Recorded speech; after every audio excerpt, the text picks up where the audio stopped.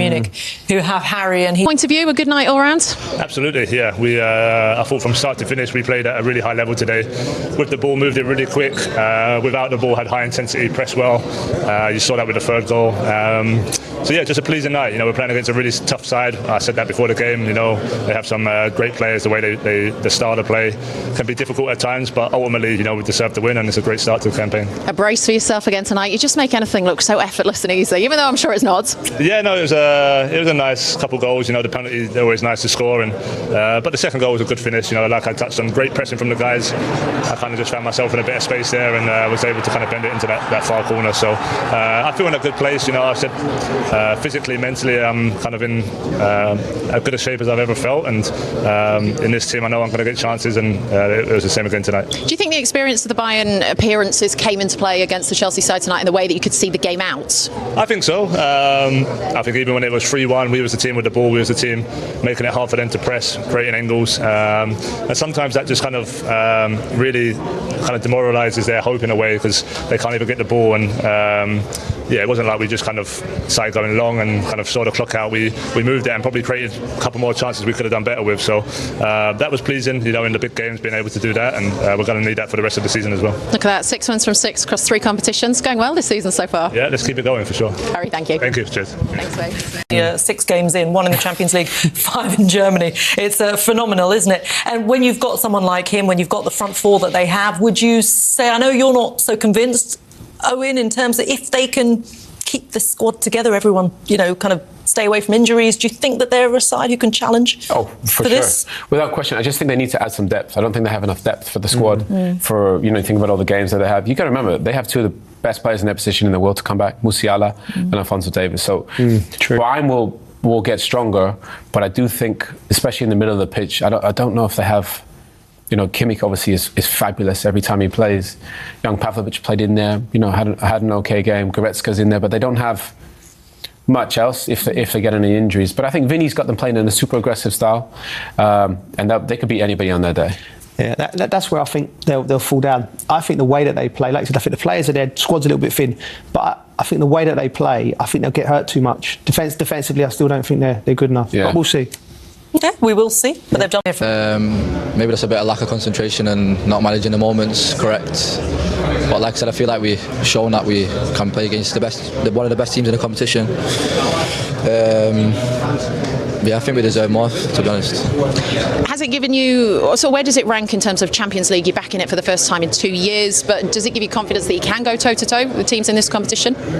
Yeah, the manager said to us before, he knows we can go toe-to-toe, and I think we've shown tonight despite the result, but it's a good learning curve for tonight, and to be back in the competition is nice, so just need to kick on from here.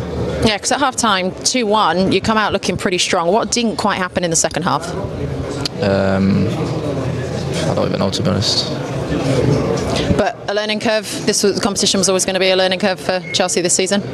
We're not coming in to be a learning curve. I feel like we've shown tonight that we can compete, and we want to do as best as we can. Lovely. Carl, thank you. Not the result, but performance-wise, what did you think? I think overall the performance was quite good.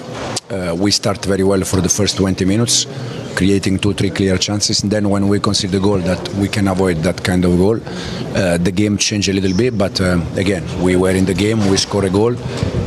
Also, I think in that action, the decision from the referee has been quite tough, because for me personally it's more red card than yellow card when there is not intention to go for the ball. But even with that, we start second half creating chances, starting the right way, and then after we concede the first goal, the game changed again. Start of the second half, it did look like you could get back into it. What didn't quite happen in that second half that you wanted to see more of? Nothing. We just, unfortunately, we just conceded one more goal that killed the game a little bit. But even with that, I think we were in the game. We tried until the end. We scored another goal that unfortunately was offside. But again, it's a game that, with the penalty, with the red card, with this kind of action on goal, it's a game that then become a little bit difficult. But I think we can learn a lot from this game. What can you learn from this? What have you just said to your team? Yeah, first of all, that this kind of game required to play in the right way for 95 minutes, not just for part of the game. I think we did that for part of the game very well, but in some moment we were not good enough. But we can, as I said, we can learn many things. What's a positive tonight? Sanchez in goal? Sanchez, Malo Gusto was very good. Cole was. I think all the team, to be honest, they were very good. It was a good performance from all of them. Now it's time to recovery because in 2 days we have another tough game. As I said, you were happy with sort of the performance and what you saw out there. It's been so positive around the competitions that you've been playing. You've won them. Was this maybe a bit more of a reality check tonight within Champions League football? Yeah, it's a reality because Champions League is this kind of game, especially against Bayern, that is one of the favourites. But again, I think overall we compete quite well. Lovely. Enzo, thank you for your time. Thank you. Thanks. Yeah, good to Yeah, Cole Palmer, man of few words sometimes, but, you know, he did say a few interesting things. He talked about lack of concentration and those sorts of things. I mean, at the end of the day, those things did come into play, and we saw that play out on the pitch as well. But I suppose you can't get away from the fact that, you know, we were discussing it before, that there is a very, very different level to coming into the Champions League. But I suppose you have to say that Chelsea are still very well prepared, considering that they have won 2 pieces of silverware already. It's a side that are still kind of, you know, gelling together, and they have done. They will be united in those moments that they have won things. So they're kind of on the right path, aren't they? Yeah. Chelsea are in a good place. You know, like you said, 2 trophies, the World Club Cup. You know, we didn't know what to expect from that. Winning it is opened a lot of things up.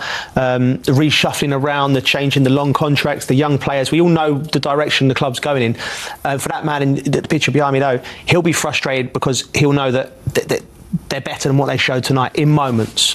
Cole Palmer, we recognise, was concentration and things like that. I think tonight, I said before the game, I think we'll see where Chelsea are at.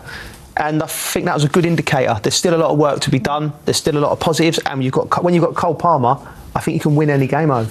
Yeah, I think João Pedro looks fabulous as well. You know, Neto's good. I just think, if I think back to those Chelsea teams that won everything. You know, you had Peter Cech and you had Cavallo and you had John Terry. That's the basis of any team. I think that the midfield 3 is almost as good as anyone's.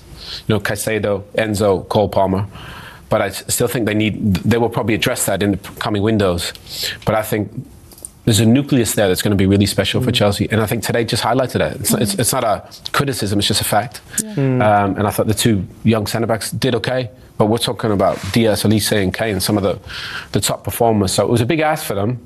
But mistakes cost them more than anything. But I do think if they can address that centre-back position, even though they got Fofana and Colwell, 2 fabulous players, I think they just need a little bit more experience as one of those players. Yeah. How much are they missing Levi Colwell? Yeah, massively. And do you know what's going to be really important in the coming weeks? But we don't know how Trevor is, but keeping Fofana fit. Yeah, because he's a hell of a player if he can stay fit. We've seen what he can do, but he's been blighted by injuries. That could be a great partnership there. Yeah, Fofana and there Colwell. were moments like I think that's the frustration with Enzo. I think Levi was so good at the back end of last season, and you expect him, right? Okay, he's maturing and emerging as a leader, and then he gets the injury, and then you know now you're looking at going to some young centre halves in Achapong and Hato and toss into. Hato's going to be a good player for them. Yeah, but again, you're right. They're young boys, aren't they? Yeah. Again, and I'll go back to it, and I'll be banging the drum for it. If you had a senior central defender in that group, Mark Gahey, you know, I know he was a Chelsea academy boy, but somebody like that, you can just super reliable. You just pop him in, mentor the young boys. I think having these young guys is amazing. Yeah. But I think having a mentor, we all had them as young kids coming through. I think Chelsea probably need like that Thiago Silva type, maybe a little bit younger, but just to help these young guys in a game like this, away from home in Munich, where it's very challenging. Yeah. Just want to ask a quick one on Reece James. I mean, he's the only player in that squad who was part of the Champions League winning side in 2021, playing a little bit out of position today as well. What did you make of his performance and the leadership? He was okay. You know, I still like Reece as a fullback. I think Enzo likes to sometimes play him in there, and I think he's been very smart with him. He's managing these minutes because Reece is in the same boat as Fofana, where he would break down, but he's had a real steady run of games over the back end of last season, the World Club Cup, and he's been used wise. I like him at right back. I do as well. Where we can see the game in front of him, you know, because I think his delivery is as good as anyone. In midfield, sometimes, you know, it's the hardest position on the pitch to play. Yeah, and you got your back to the game. You got your back to the game. You're constantly. You can't switch off. You know, your concentration position, or you've got to have a 180 degree vision. You've got to see everything. And I'd like him at right back. So he was okay tonight, but I think I'll tell you who looked good when he come on. Santos. Yeah, we like him. Yeah, that's a player. Yeah, he looks so comfortable on ball. He's only a young Brazilian, but he looks ready to go. Yeah, confident on that stage away in Munich. I just thought he took the ball. He's aggressive. He can pass it. He played that pass for Cole Palmer for the second goal, which was disallowed for offside. But he needs to play a little bit more because there's something special there. Oh, you think like how stacked Chelsea are in the midfield and Lavia as well, you know, and the forward players and everything, and you think a little bit light centre half, and goalkeepers, you know, if Sanchez gets injured, you as well. And then you look at the teams above them who are definitely above them, like Arsenal and Liverpool, and you look, there's the more balanced the squad, ain't it? Yeah. And you need to have a balanced squad, and that needs to be players a bit. It needs to be experience, bit of youth. 2 players in every position. Chelsea, you're not quite there yet, you know, but they're on the right path, and we'll see how we go. Yeah, exactly. We will see how national performance and what you saw between a side who are, you know, perennially in the Champions League into the latter stages, and this young Chelsea side who've been out of the competition for 2 years, won the Conference League and the Club World Cup, of course, but this was a real sort of baptism of fire for them, just to kind of see where their level is at and where they need to reach. Yeah, this is the top level. This is what it's all about as players. You want to play here, and all them young players will have dreamt of being on this stage and stepping out and hearing that music, and for some of them it was the first time they would have done that, and they got a baptism of fire, because you go into Bayern Munich away, and they competed and they done okay, but this is the level, isn't it? And I think Munich showed there's levels to this league, and they were just a little bit ahead of Chelsea in most departments, weren't they? Yeah. I thought possession-wise, Bayern dominated the start, you know, and they were quite efficient, you know, when the opportunities came. I think Chelsea did it well to actually come back into the game, scored a fabulous goal on the counter-attack, and that's the one positive, I think, for Enzo Maresca. They look quite dangerous going forward. Obviously, with Cole Palmer, you always have a chance, but Bayern have so many weapons now. Obviously, Diaz on the left was great.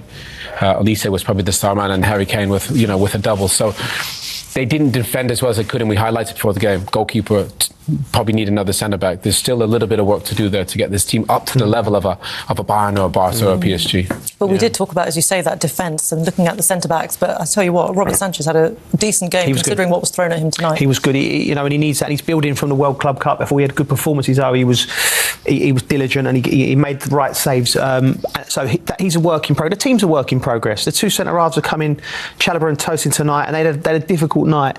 But this is lessons. When you lose a game like that, you can either feel sorry for yourself, or you could pick up through the rubble and figure out where you can improve. And they need to be smarter in holding the ball possessions, because on the turnovers tonight they got done. Yeah, you say it was a difficult night for the centre backs, Chalobah in particular, and you know, he's been a decent performer this season so far, hasn't he, for Chelsea? But it just wasn't his night at this particular moment, because it was a strange free kick in the first place, wasn't it? And of course, as we'll see here, it did result in an own goal for. Well, the ref blocked the initial one, so then they do a drop ball. They're not really prepared. The ball gets out wide to Olise. João Pedro 1v1. There's only one winner there. Whips it across into a dangerous area. Anybody that touches that, it's an own goal. But you know, they just weren't really prepared. But that, you know, that with the drop ball, you don't really train that, Resh. You know, but Olise was fabulous. That ball, Joe, is chaos. Chaos. Sumptuous ball in there. You know, Trev can't. So many things are wrong with that goal. First, we don't have João Pedro out there defended. Enzo could have come across. Cucurella could have been a better position. And by the time the ball's come, it's difficult for Trev. He can't do anything. He can't do nothing about it. No. Yeah, exactly. Just caught off guard a little bit, maybe. But then it was 2-0. There was a penalty here, and I guess you can't really argue with it, can you? But the problem is the second and third at Chelsea's, they're in possession. They're trying to play out, turnover of possession, and then the foul from Caicedo, who gets caught wrong side. You know, at times there's nothing wrong with sometimes clearing your lines, because you turn it over in this area in the final third. It leads to these moments, and like Joe mentioned about, you know, the difference between the Conference League and the Champions League. You make a mistake like this, ball's in the back of the net, and they actually didn't play poorly, Chelsea, you know, but they made a couple of mistakes which really hurt them, and you know Harry's not going to miss from there. Caicedo for the penalty there, you know, you talk about composure in the final third, composure when you're defending as well. You especially when you're wrong side. Yeah, you know, sometimes you've got to let him have it, and then see what happens. But he was a little bit over-eager. By the way, he's been brilliant. So, but on that occasion, he was too eager. And you can't teach that, can you? That's just kind of in-game managing yourself, isn't it? Really? You get better as you get older, obviously, and he's still a young man, Caicedo, and I think he's one of the best midfielders in the country. It wasn't his moment. I think he still had a good game. Yeah, and Cole Palmer really did give Chelsea a lifeline here, didn't he? What a response from the team. Well, but it was also Bayern trying to look for a third. You know, they're trying to press, they commit bodies forward. You can't leave Cole Palmer in that space. He's too good. The way to the pass out wide and little cutback from Gusto. This finish, I mean, Cole's just ridiculous in these situations, Joe.